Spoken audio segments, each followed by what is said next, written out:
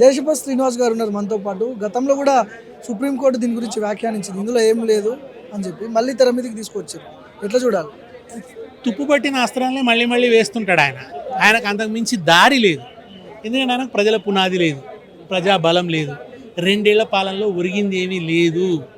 మూసి ప్రక్షాళన పేరిట మూటలు ఢిల్లీకి పంపడం తప్ప ఒరగబెడుతున్నది ఏమీ లేదు. చెప్పండి, 2 ఏళ్ల కాలంలో ఒక రిమార్కబుల్ డెవలప్మెంట్ ఏమైనా కనబడుతుందా?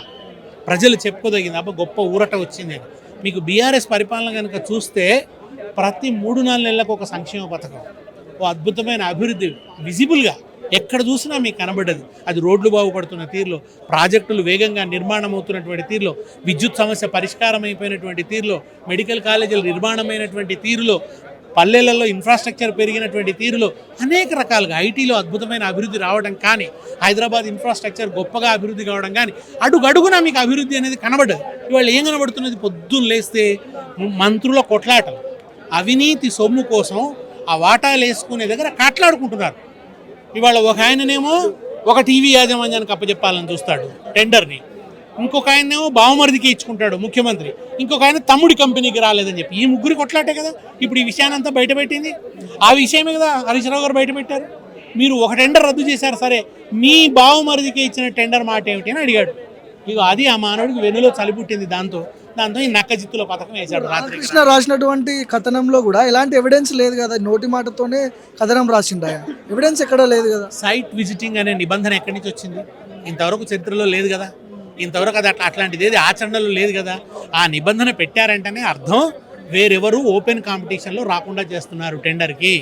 తర్వాత మైనస్ టెండర్లు ఉండగా ప్లస్ టెండర్లకు ఎందుకు ఇస్తున్నారు అంటే పర్సంటేజీలు నొక్కడానికి. ఇది ప్రజాపాలన కాదు, పర్సంటేజీల పాలన అనేది స్పష్టంగా తేలిపోయింది. దాన్ని ఆయన సాక్ష్యాధారాలతో ప్రశ్నించాడు. ఇంకా వివరాలు ముందర పెడతా అన్నాడు. ఈ టెండర్ల కోసం ఎవరెవరు పోటీ పడ్డారు, ఎవరికి వచ్చింది, ఎందుకు రద్దు చేశారు టెండర్లు?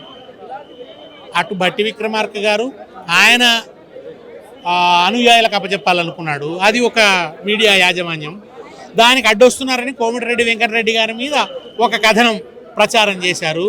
ఈ మధ్యలో కోమటిరెడ్డి వెంకటరెడ్డి గారు చిందులు దొక్కేసరికి ఇది కాదు, దీని వెనుక నేను కాదు మరొకరున్నారన్నది చెప్పుకోవాలనే దుగ్ధలో రాధాకృష్ణ గారి చేత రాతలు రాయించినటువంటి ముఖ్యమంత్రి గారు మొత్తం ఉన్న విషయానంతా బయటపెట్టారు.